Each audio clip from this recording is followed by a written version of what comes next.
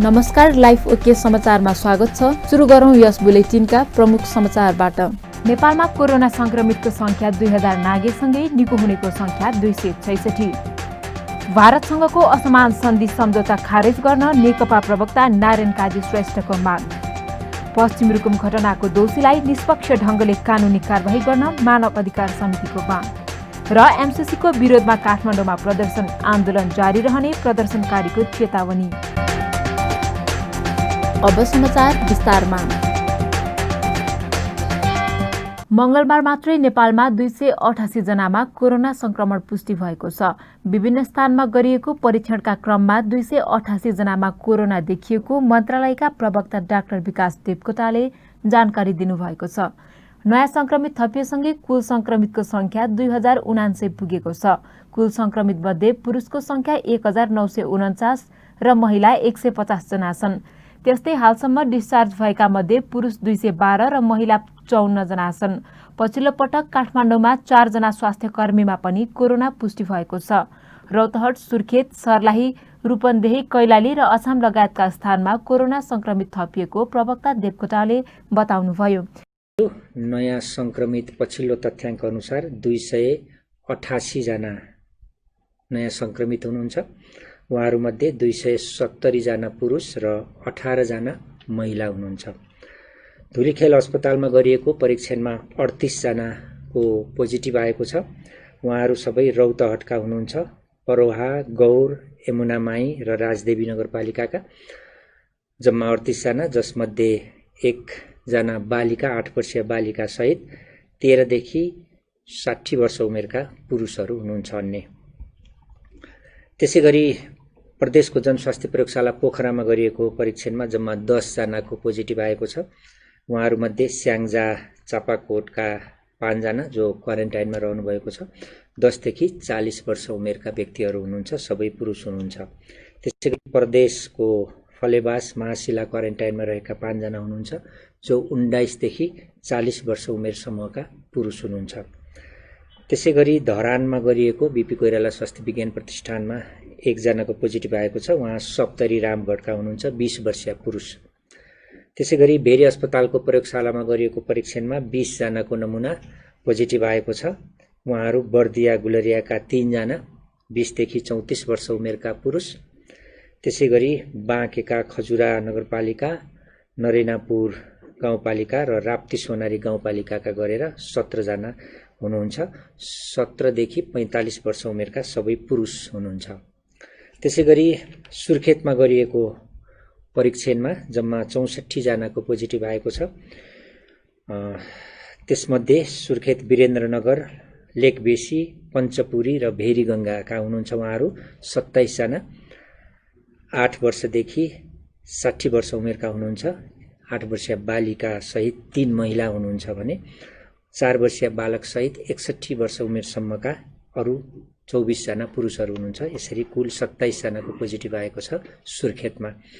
त्यसैगरी दैलेखमा 9 जनाको पोजिटिभ आएको छ। उहाँहरू 17 देखि 31 वर्ष उमेरका हुनुहुन्छ। यो दैलेखमा गरिएकोमा सबै उहाँहरू चाहिँ नारायणपुर नगरपालिका, चामुण्डा, बिन्दासैनी र नौमुले गाउँपालिकाका हुनुहुन्छ। त्यसैगरी सल्यानका हुनुहुन्छ, बनगाड, कुपिण्डेका र दार्मा गाउँपालिकाका जम्मा 18 जना, यो 2 ठाउँ गरेर उहाँहरू 17 देखि 50 वर्ष उमेरका हुनुहुन्छ। त्यसैगरी अछामका चौरपाटी र मङ्गलसेनका 10 जना हुनुहुन्छ। उहाँहरू 27 र 30 वर्षीय 2 जना महिला हुनुहुन्छ भने अन्य 22 देखि 40 वर्ष उमेरका पुरुषहरू हुनुहुन्छ। त्यसैगरी हेटौडाको कीटजन्य रोग अनुसन्धान तथा तालिम केन्द्रमा रहेको प्रयोगशालामा गरिएको परीक्षणमा 1 जनाको पोजिटिभ आएको छ।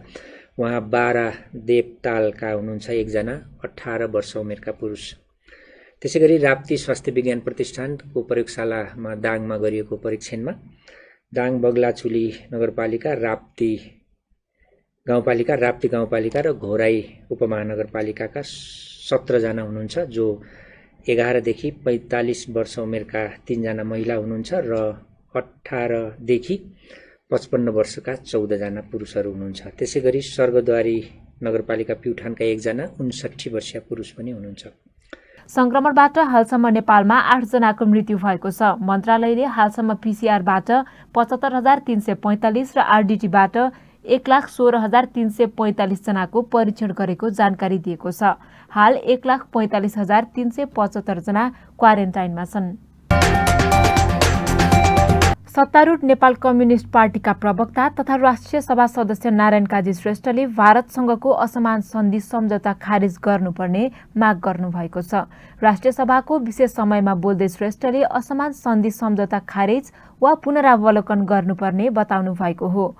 उहाँले ईपीजी समूहले सहमतिमा नेपाल भारत सम्बन्ध समस्या र समाधानका विषयमा तयार पारेको प्रतिवेदन भारतले बुझ्न नमानेकोमा पनि दुःख व्यक्त गर्नुभयो।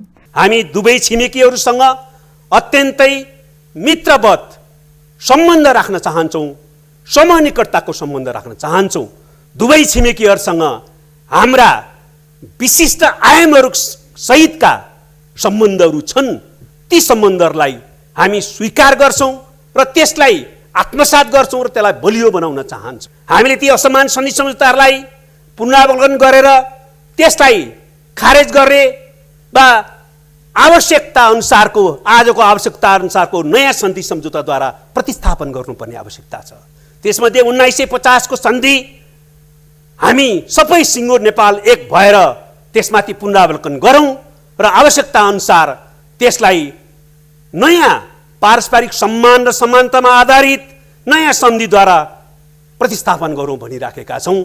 दुईटा देशको बीचमा 2016 मा ईपीजी अर्थात् एमिनेन्ट पर्सन ग्रुप बन्यो। प्रभुत्व व्यक्तिहरूको त्यो समूहलाई दुवै सरकारले सहमतिको आधारमा 5 वटा कार्यादेश दियो। त्यो 5 वटा कार्यादेश मध्ये 3 वटा कार्यादेश महत्त्वपूर्ण छन्। हामी फेरि पनि छिटोभन्दा छिटो ईपीजी प्रतिवेदन बुझ्न अनुरोध गर्न चाहन्छौँ। आज भारतीय सत्ताको प्रवृत्तिको निरन्तरतामा एउटा प्रवृत्ति अवशेषको रूपमा त्यहाँ होला, तपाईमा पनि त्यो होला। तर तपाईले यो बेलामा पशुपतिनाथसँग मुक्तिनाथसँग तपाईको आध्यात्मिक प्रकृतिको व्यक्तित्वको आधारमा तपाईले आराधना गर्नुस्, तपाईले शक्ति लिनुस्, तपाईले आशीर्वाद लिनुस् र यस्तो तपोभूमि, यस्तो पवित्र भूमिको 1 इन्च भूमि पनि हामीले लिनु हुँदैन। हिजोको जुन प्रवृत्ति रह्यो, अतिक्रमणकारी प्रवृत्ति, कब्जा गर्ने प्रवृत्ति, त्यो प्रवृत्तिलाई सच्याउँछौँ र सत्यको पक्षमा उभिन्छौँ र त्यस आधारमा नेपाल भारतको सम्बन्धलाई सुदृढ गराउँछौँ। त्यस सन्दर्भमा इतिहासको निरन्तरतामा जुन प्रवृत्ति अहिले पनि देखिएको छ त्यो प्रवृत्तिमाथि हामी विजय प्राप्त गर्छौँ। त्यस्तै राष्ट्रिय सभा सदस्य प्रकाश पन्तले पश्चिम रुकुममा भएको घटनाको निष्पक्ष छानबिन हुनुपर्ने बताउनु भएको छ। उहाँले उक्त घटनाले संसारमा नेपाललाई लज्जित बनाएको भन्दै छानबिनका लागि संसदीय र सर्वपक्षीय छानबिन हुनुपर्ने जिकिर गर्नुभयो। जाजरकोटबाट आएका युवाहरूको समूहलाई ढुङ्गामुढा गरेर लखेटियो, 6 जनालाई मारियो र भेरी नदीमा बगाइयो। केही भेरी नदी तरेर जाजरकोट पुगे। हेर्नुहोस् त कत्रो आपद विपद छ त्यहाँ, कत्रो अमानवीयता छ त्यहाँ। दलित भएकै कारण ज्यान गुमाउनु पर्ने होनहार दलित युवा समूहमाथि यस प्रकारको चरम र कारुणिक आक्रमणले हाम्रो सभ्यता र कानुनी शासनको समेत धज्जी उडाएको छ। दुनियाँका अगाडि हामीलाई लज्जित बनाएको छ। दलित नागरिकका संवैधानिक र मौलिक हकहरू दलित युवाहरू सँगसँगै भेरी नदीमा बगेका छन्। इतिहासमा सभ्यताको कलङ्कका रूपमा रहिरहने अमानवीय र क्रूर यस घटनाको सत्य तथ्य पत्ता लगाउन अविलम्ब संसदीय र सर्वपक्षीय समिति गठन गरियोस्।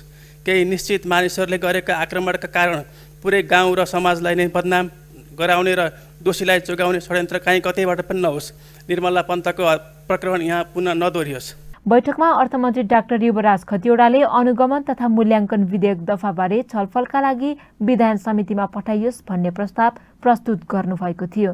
त्यस्तै प्रधानमन्त्रीको तर्फबाट कानुन मन्त्री शिवमाया तुम्बाहाम्फेले आर्थिक वर्ष 2075-76 को नेपाल सरकारको वार्षिक प्रतिवेदन प्रस्तुत गर्नुभएको थियो। सम्माननीय अध्यक्ष महोदयको अनुमतिले अनुगमन तथा मूल्याङ्कन विधेयक 2076 लाई दफावार छलफलका लागि विधान व्यवस्थापन समितिमा पठाइयोस् भन्ने प्रस्ताव सभा समक्ष पेश गर्दछु। धन्यवाद। सम्माननीय अध्यक्ष महोदयको अनुमतिले नेपालको संविधानको धारा 53 बमोजिम तयार गरिएको आर्थिक वर्ष 2075-76 को नेपाल सरकारको वार्षिक प्रतिवेदन सभा समक्ष पेश गर्दछु। धन्यवाद। तथ्याङ्क विधेयक 2076 माथि विचार गरियोस् भन्ने प्रस्ताव पनि बैठकमा पेश भएको छ। राष्ट्रिय सभाको अर्को बैठक ज्येष्ठ 23 गते बोलाइएको छ। प्रतिनिधि सभा अन्तर्गतको कानून न्याय तथा मानव अधिकार समितिले पश्चिम रुकुम घटनाको दोषीलाई निष्पक्ष ढंगले कानूनी कार्यवाही अघि बढाउन सरकारलाई निर्देशन दिएको छ। सिंहदरबारमा मंगलबार बसेको समिति बैठकले घाइतेको निशुल्क उपचार गर्न निर्देशन दिँदै दोषीलाई निष्पक्ष ढंगले कानूनी कार्यवाही गर्न गृह मन्त्रालयलाई निर्देशन दिएको हो। समितिले नेपाल प्रहरीमा दलित सेल खोल्न पनि निर्देशन दिएको छ। नपा 8 सुतीमा 2077-2-10 गते घटित घटना यो मानवता विरुद्धको अपराध हो भन्ने कुरा समितिले ठहर गरेको छ र यसमा मृत्यु हुने नवराज विक लगायत सबैमा हार्दिक श्रद्धाञ्जली अर्पण गर्ने, बेपत्ताहरूको तत्काल खोजी गर्ने र घाइतेहरूको चाहिँ उपचार निशुल्क रूपमा राज्यले गर्ने प्रबन्ध गरोस् भन्ने एउटा निर्णय भएको छ। दोस्रो, उक्त घटनामा निष्पक्ष छानबिन गरी अपराधीहरूलाई कडाभन्दा कडा कारबाही गर्न सरकारले तत्काल प्रयत्न गरोस् र कुनै राजनीतिक प्रभाव वा कुनै पनि प्रभावमा नपरिकन निष्पक्ष अनुसन्धानलाई अगाडि बढाओस् भन्ने दोस्रो हामीले निर्णय गरेका छौँ। तेस्रो, दलित समुदायमाथि यो 2077-2-10 गतेको घटना मात्रै होइन, श्रृङ्खलाबद्ध रूपमा हिंसा विभेदका घटनाहरू घटित भएको छ। यो लकडाउनको अवस्थामा पनि भएको छ। तसर्थ तत्कालै एउटा महाअभियानै नेपाल सरकारले चाहिँ यसका विरुद्धमा महाअभियान चालोस् र नेपाल प्रहरीमा जसरी महिला बालबालिका सेल भए जस्तै दलितहरूको पनि एउटा अलग्गै सेल बनाएर यसलाई संवेदनशील ढङ्गबाट यसको चाहिँ अध्ययन अनुसन्धान गरेर दोषीलाई कडाभन्दा कडा कारबाही गर्न नेपाल सरकार गृह मन्त्रालयलाई निर्देशन गर्ने हाम्रो तेस्रो निर्णय भएको छ। बैठकमा गृहमन्त्री रामबहादुर थापाले रुकुम घटनाको छानबिन प्रक्रिया अघि बढेको बताउनुभयो। उहाँले घटनास्थलमा प्रहरी ढिला पुगेको स्वीकार गर्दै कमजोरी पाइए विभागीय कारबाही हुने स्पष्ट पार्नुभयो। उक्त घटनाको स्थानीय, प्रदेश र केन्द्रबाट भइरहेको छानबिन अन्तिम चरण पुगेको गृहमन्त्री थापाले बताउनुभयो। सरकार चाहिँ राज्य चाहिँ कानुनलाई कार्यान्वयन गर्ने कुरामा प्रतिबद्ध छ र जो दोषीहरू जो भोलि अनुसन्धानबाट चाहिँ हामी साबित गर्दैछौँ तिनीहरूलाई कडाभन्दा कडा कारवाही गर्ने र कानुनलाई चाहिँ कार्यान्वयन गर्ने कुरामा चाहिँ सरकार प्रतिबद्ध छ भन्ने त्यो प्रतिबद्धता मैले अस्ति प्रतिनिधि सभामा पनि मैले जाहेर गरेको थिएँ सदनमा। आज पनि म यो सम्मानित सदनलाई म फेरि पनि सरकारको तर्फबाट चाहिँ र म अझै पनि त्यो प्रतिबद्धता चाहिँ म यहाँ प्रकट गर्न चाहन्छु। त्यस्तै महान्यायाधिवक्ता अग्नि खरेलले 5 जनाको हत्या भएको र 1 जना बेपत्ता रहेको रुकुम घटनामा न्याय गरिने बताउनु भएको छ। उहाँले केही घटनाहरू अनुसन्धान ढिलाइ भएको भन्दै रुकुम घटनामा भने त्यस्तो नहुने स्पष्ट पार्नुभयो। खरेलले विगतमा छुवाछुत सम्बन्धी कानुनहरू बनाए पनि कार्यान्वयनमा चुक्दा यस्तो घटना भइरहेको बताउनुभयो। ऐन कानुनहरू समयमा संविधान आइसकेपछि बनाएका पनि हुन्, त्योभन्दा अगाडि कानुनहरू बनेका पनि हुन्, तर यी केसहरू जुन रूपमा आउनुपर्ने हो अघि नै मान्य सभापतिले जुन गत वर्षको तथ्याङ्क राख्नुभयो, गत वर्ष हाम्रो मुद्दाको सफलताको सङ्ख्या अघिल्लो वर्षभन्दा घट्यो। त्यसका विभिन्न कारण छन्। अघिल्लो वर्ष 72% थियो, गत वर्ष आएर 66% भयो। जतिखेर 66% भयो त्यतिखेर 66% भएको बेला पनि दलित समुदायसँग गाँसिएका या जातीय भेदभाव छुवाछुतसँग गाँसिएका केसहरूको सफलताको रेसियो चाहिँ 56% कति मात्रै छ, करिब 10% तल छ। त्यो अरू सफलताको रेसियो भन्दा यसको रेसियो अझै तल छ। यसको माने के हो भन्दा यसमा अझै प्रमाणहरू पुग्न सकेन, या हाम्रो अनुसन्धान अझै गइदिन सकेन, या हाम्रो अभियोजनमा काहीँ कमजोरी रह्यो, या प्रमाण सङ्कलन गरेर प्रमाण पुष्टि गर्ने कुरा हाम्रो कमजोरी रह्यो भन्ने कुरा हो र त्यो कुरालाई हामीले स्वीकार गर्नुपर्छ। म महान्यायाधिवक्ता हिसाबले त्यो कुरा स्वीकार गर्न तयार छु। तर प्रश्न चाहिँ के हो भन्दाखेरि जहाँ घटना हुन्छ त्यो घटना भइरहेको ठाउँमा पछि गएर कम्प्रोमाइज कतै हुन्छ कि हुँदैन, मान्छेहरू होस्टाइल हुन्छ कि हुँदैनन्, हिजो आइरहेका प्रमाणहरू फेरि भोलि आउँछन् कि आउँदैनन्, अदालत सम्मति पुग्छन् कि पुग्दैनन् लगायतका प्रश्नहरू फेरि हाम्रो अगाडि छँदैछन्। बैठकमा प्रहरी महानिरीक्षक ठाकुर प्रसाद ग्यावालीले घटनाको निष्पक्ष छानबिन भइरहेको जानकारी दिनुभयो।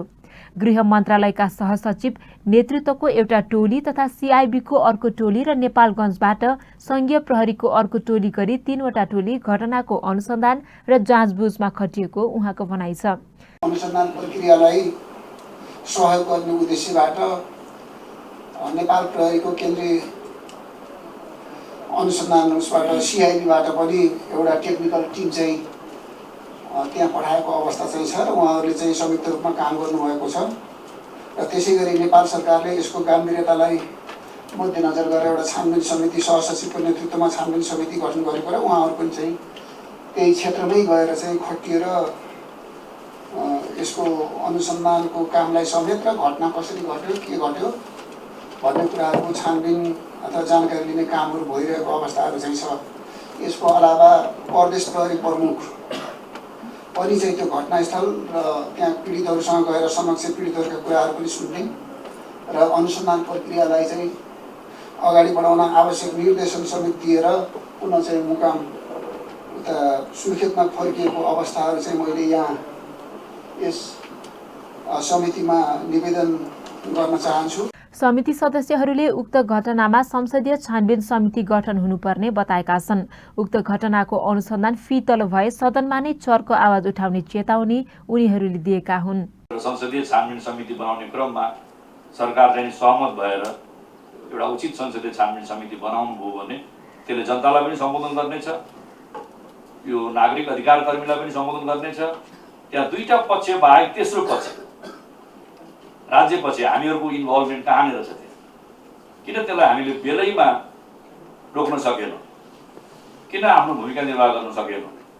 त्यो कुरा पनि त्यो बुद्धि पनि सुल्झिनेछ भन्ने धारणा राख्न चाहन्छु। र अन्तिममा फेरि म एकदमै जोडसँग संसदीय छानबिन समिति बनाउने क्रममा म जोडदार रूपमा आग्रह गर्न चाहन्छु, माग गर्न चाहन्छु। यदि यो संसदीय छानबिन समिति बनाउन सरकार तयार भएन भने यस्तो असहज बेला, बजेटको बेला, कोरोनाको महामारी दिनानुदिन बढिरहेको बेलामा, यस्तो संवेदनशील बेलामा जनताको तर्फबाट ध्यानाकर्षण गर्नका लागि यो विभेद र जो मानवता विरुद्धको घटना घटेको छ, हत्या भएको छ, यसलाई चाहिने निष्पक्ष छानबिनको लागि संसदीय छानबिन समिति गठन गर्नका लागि प्रतिपक्षी दलले हाउसमा अवरोध ल्याउन नपरोस्। अमेरिकी मिलेनियम च्यालेन्ज कर्पोरेसन एमसीसीको विरोधमा काठमाडौँमा प्रदर्शन भएको छ। एमसीसीको विरोधमा मंगलबार दिउँसो युवाहरूले माइतीघर मण्डलामा प्रदर्शन गरेका हुन्। उनीहरूले एमसीसी अस्वीकार गरौं, एमसीसी खारेज गर, अमेरिकी साम्राज्यवाद मुर्दाबाद सहितको नारा लेखिएको प्लेकार्ड बोकेका थिए। उनीहरूले सडकको बीचमै बसेर प्रदर्शन गरेका हुन्। उनीहरूले आन्दोलन जारी रहने पनि बताएका छन्।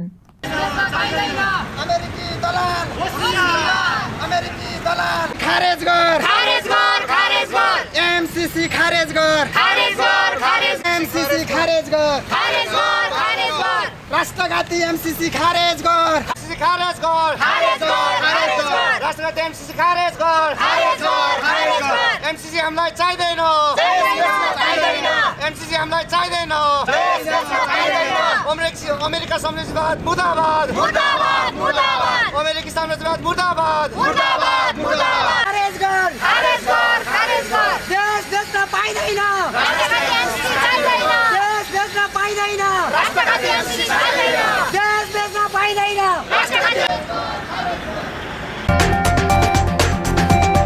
कोरोना भाइरस संक्रमणको कम जोखिम भएको क्षेत्रमा लकडाउन खुकुलो बनाउने गरी कार्ययोजनामाथि कोभिड रोकथाम तथा नियन्त्रण उच्चस्तरीय समन्वय समितिले सरकारवाला निकायहरूसँग छलफल गरेको छ। मंगलबार सिंहदरबारमा समितिले लकडाउनको मोडालिटीको बारेमा उद्योग, ब्याङ्कर्स लगायत वाणिज्य क्षेत्रसँग सरकार राख्ने निकायसँग छलफल गरेको हो। नागरिकलाई सुरक्षित राख्दै व्यवस्थित रूपमा अघि बढाउन छलफल गरी सुझाव मागिएको प्रधानमन्त्री कार्यालयका सचिव नारायण प्रसाद बिडारीले जानकारी दिनुभयो। उहाँले विभिन्न क्षेत्रबाट प्राप्त भएका सुझावलाई अध्ययन गरी उपयुक्त मोडालिटी तयार पार्ने बताउनु भएको छ। उच्च स्तरीय समन्वय समितिको पूर्ण बैठक होइन यो, हामीले आज क्लस्टर वाइज छलफल गरेका हौँ। पहिलो चरणमा उद्योग वाणिज्य सङ्घ, उद्योग परिसङ्घ, नेपाल च्याम्बर अफ कमर्स, उद्यमी व्यवसायी क्षेत्रका साथीहरू, बैङ्क वित्तीय क्षेत्रका विज्ञ साथीहरू बैंकर्स एसोसिएसन लगायतका विभिन्न वाणिज्य र यो व्यापार वाणिज्यसँग सरकार राख्ने पक्षका साथीहरूसँग पहिलो चरणमा छलफल भयो र अहिले नेपाल सरकारले जेष्ठको मसान्तसम्म जुन लकडाउनको स्थिति अहिले निर्णय भएको छ, मतलब उहाँ बन्दाबन्दीको अवस्था बहाल छ र आज 20 गते यसभन्दा अगाडि तोकिएको बन्दाबन्दीको अवस्था आजबाट समाप्त हुने स्थिति थियो। यो विस्तार भएर मसान्तसँग पुगेको छ। यो चरणमा अबका दिनहरूमा यसलाई कसरी अझ बढी व्यवस्थित, अझ सहज तुर्याउँदै सुरक्षित राख्ने नागरिकहरूलाई भन्ने विषयमा केन्द्रित भएर यो उद्यमी व्यवसायी, बैंकर्स एसोसिएसन, निर्माण व्यवसायी यी क्षेत्रहरूका साथीहरूसँग छलफल भयो। उहाँहरूका सुझावहरू प्राप्त भएको छन्। त्यसै गरी दोस्रो चरणमा हामीले सामाजिक क्षेत्रका सङ्घ संस्था र यो क्षेत्रमा क्रियाशील रहनुभएका विभिन्न वर्ग क्षेत्रका व्यक्तित्वहरूसँग, महानुभावहरूसँग भर्खरै छलफल भयो। खास गरी हामीले सुझाव लिएका हौँ र यहाँ अहिले विभिन्न सेक्टरबाट प्राप्त हुने सुझावलाई हामी भोलि निर्णयको क्रममा लैजाँदा इनपुटको रूपमा यो समितिलाई आज सुझाव दिने काम भएको भर्खर सम्पन्न भएको छ। आज म यति मात्रै यहाँहरूलाई राखेँ र यसको हामी कम्पाइल गरिसकेपछि त्यसको फाइन्डिङ्सलाई निचोड गरेर अझै केही क्लस्टर स्वास्थ्यका क्षेत्रहरूसँग कुरा गर्न बाँकी छ, अरू तह तबकासँग कुरा गर्न बाँकी छ, त्यसलाई संयोजन गरेर पछि फेरि हामी बताउनेछौँ। सरकार निर्णयको क्रममा अगाडि बढ्छ। हस्, धन्यवाद। जस्तो अब यो म्याच्योर्ड भइसकेको छैन।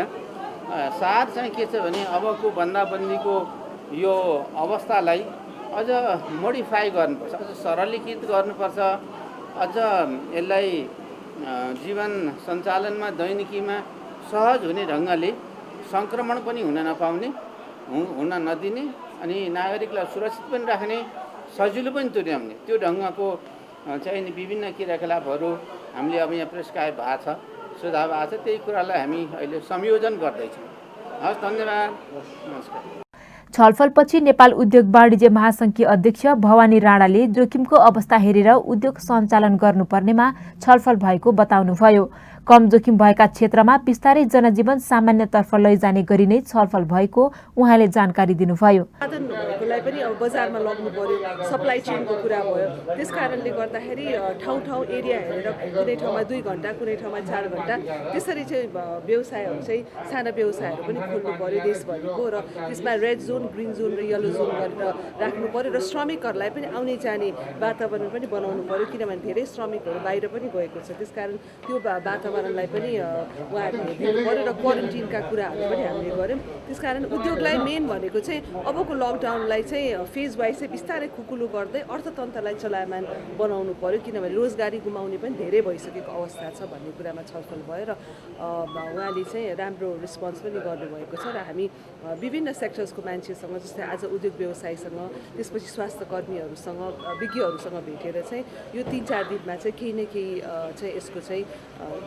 अगाडि बढ्छौँ भन्ने कुरा राख्नु छ। छलफलमा सामाजिक कार्य गर्ने सङ्घ संस्था, यातायात व्यवसायी लगायतको पनि सहभागिता रहेको थियो। 70 दिनसम्म लकडाउन गर्दा पनि कोरोना संक्रमितको संख्या भने बढिरहेको छ। लामो समयको लकडाउनका कारण ठूलो वर्गको जीविकोपार्जनको समस्या देखिन थालेको छ भने नागरिक समाजबाट पनि यसको मोडालिटी परिवर्तन गरिनुपर्ने आवाज उठिरहेको छ। स्याङ्जाको गल्याङ नगरपालिकाभित्रका कृषकहरूका मकैमा देखिएको फौजी किराको प्रकोपले कृषकलाई चिन्तित बनाएको छ। गत वर्षदेखि देखा परेको यो प्रकोप अधिकांश कृषकको मकै खेतीमा देखा परेको छ। पुतलीको माध्यमबाट सजिलै सर्न सक्ने यो रोगको प्रकोप बढेसँगै यहाँको कृषक विषादी छर्नमा व्यस्त भएका छन्। यति धेरै दुःख गरेर लगाएको खेती नै किराले नष्ट गर्न थालेपछि विषादी छर्न थालेको गल्याङ नगरपालिका 3 का माधव भण्डारीले बताउनुभयो। विषादीको अभाव छँदा पुरै मकैमा छर्न नपाएको उहाँको गुनासो थियो। त्यस्तै उक्त वडाकै अर्का कृषक श्याम सुन्दर बस्यालले पनि यस्तै प्रकोप फैलदै गए खेती घर भित्राउन नपाउने भन्दै मकैमा विषादी छरेको बताउनुभयो। करिब 8 रोपनी जग्गामा भएको मकै खेतीमा सबैमा देखिएको हुँदा बाध्य भएर यस्तो गर्नु परेको उहाँको भनाइ छ। विषादी छर्केको 2 दिनसम्म पनि रोग निवारण नहुँदा चिन्ता बढेको अर्का कृषक विष्णु बस्यालको भनाइ छ। करिब यो 8 रोपनी क्षेत्रफलमा यो मकै खेती छ। यो खेतीमा यो अहिलेको चाहिँ नि यो फौजी किरा भन्नेले चाहिँ नि यो खाएर यो सबै चाहिँ नि भ्याइसकेछ। अब यसको एउटा औषधि खोजेर लिएर आएर छिट्दैछु। अब के हुन्छ, 8 रोपनी क्षेत्रफलको मकै लगभग खाइसकेको छ। यसको पातबाट लिएर मुनाबाट आरीले काटे जस्तो पुरै चाहिँ नि खाएर केही उजो छैन, सबै सत्यनाशै पारिएछ। कुनै कता कति हामीले छेपियो, अझै चाहिँ छेप्न बाँकी नै छ चाहिँ हाम्रो। यो साल फौजी किराले मकै सबै खत्तम बनाएको छ। सामान्य औषधि त गरिदिएको छ, हिजो अस्ति डाक्टर साहब आयो देखाएर। अब के हुन्छ, स्याहार्न पाइन्छ कि पाइँदैन। फौजी किराले मकै खत्तमै बनाएको छ। उक्त किराले पहिलो चरणमा पात खाने र दोस्रो चरणमा गुभो खाएर मकै नष्ट पार्ने भएको हुँदा बेलैमा सजग हुन कृषकलाई गल्याङ नगरपालिकाका कृषि शाखाका प्रमुख शिव ढकालको सुझाव छ।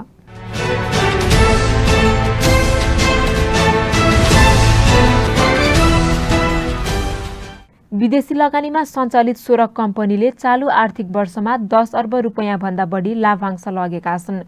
उद्योग विभागका अनुसार चालु आर्थिक वर्षको सुरुदेखि लकडाउन सुरु हुनु अघिसम्म विदेशी लगानीका कम्पनीले 10 अर्ब 2 करोड 73 लाख रुपैयाँ लाभांश फिर्ता लगेका हुन्। विभाग अन्तर्गत रहेको एकल सेवा बिन्दुमा कार्यरत राष्ट्र बैंकका प्रतिनिधि मदन पण्डितका अनुसार लाभांश लैजान स्वीकृत पाएको 1 महिनाभित्र प्राय सबै कम्पनीले लाभांश लगिसकेका छन्। ती कम्पनीहरूमध्ये 15 वटा कम्पनीले 1 अर्ब 31 करोड 64 लाख रुपैयाँ रोयल्टी बुझाएका छन्। विभागले फागुन मसान्तसम्मको उक्त मात्राको लाभांश र रोयल्टी स्वीकृत गरेको हो। विभागका अनुसार Surya Nepal, Hulas steel, SRL diagnostic, थम्पन नेपाल, बर्जर पेन्ट्स एन्ड मिकोक्सन नेपालले लाभांश लगेका हुन्। त्यस्तै गोर्खालरी, Soaltee hotel, Himalayan enterprises, Asian paints, Unilever, बेलिन Nepal, Bhotekoshi power company, Manipal college, fire and ice र मारुति सिमेन्टले लाभांश लगेका छन्। अन्य थुप्रै कम्पनी लाभांश लैजाने प्रक्रियामा रहे पनि पछिल्लो समयमा कोरोनाले प्रभावित भएको छ। गत असोजभन्दा अघि लाभांशको स्वीकृत राष्ट्र बैंकले गर्ने व्यवस्था भए पनि पछिल्लो समयमा उद्योग विभागले नै गर्न थालेको छ।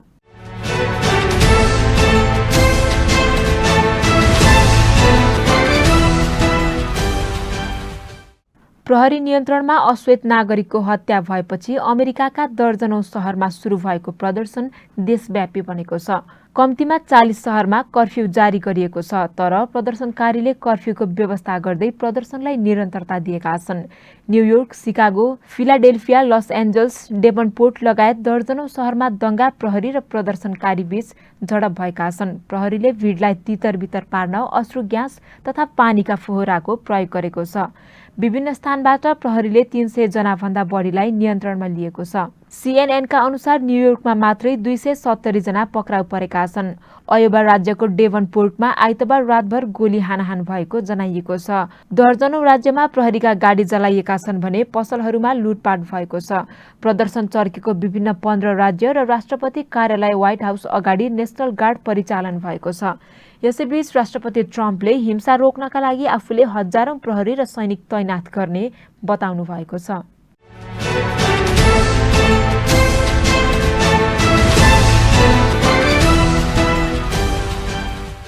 अमेरिकी जेलमा रहेको इरानी वैज्ञानिक सिरस असगारी केही दिनमै इरान फिर्ता हुने बताइएको छ। इरानको विदेश मन्त्रालयले सोमबार यसबारे जानकारी दिएको हो। असगारीले अमेरिकी व्यापार गोपनीयताबारे सूचना चोरेको भन्दै अमेरिकाले 2016 मा ओहियो भ्रमण गर्ने क्रममा पक्राउ गरी नियन्त्रणमा राखेको हो। 59 वर्षीय वैज्ञानिक असगारी तेहरानको शरीफ विश्वविद्यालयमा कार्यरत छन्। गत महिना इरानको विदेश मन्त्रालयले डाक्टर असगारीलाई कारागारभित्रै कोरोना भाइरसको संक्रमण लागेको जनाएको थियो। अन्तर्राष्ट्रिय मिडियाका अनुसार इरानले कम्तीमा 5 अमेरिकी र अमेरिकाले 15 इरानी नागरिकहरूलाई नियन्त्रणमा लिइरहेका छन्।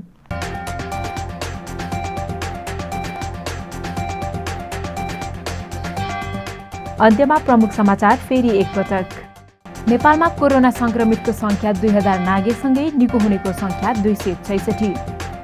भारतसँगको असमान सन्धि सम्झौता खारेज गर्न नेकपा प्रवक्ता नारायण काजी श्रेष्ठको माग।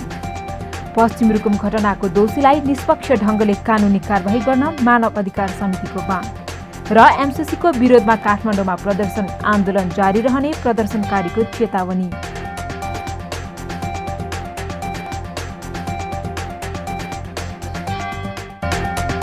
लाइफ ओके समाचार यति नै। हेर्दै गर्नुहोला लाइफ ओके टेलिभिजन। नमस्कार।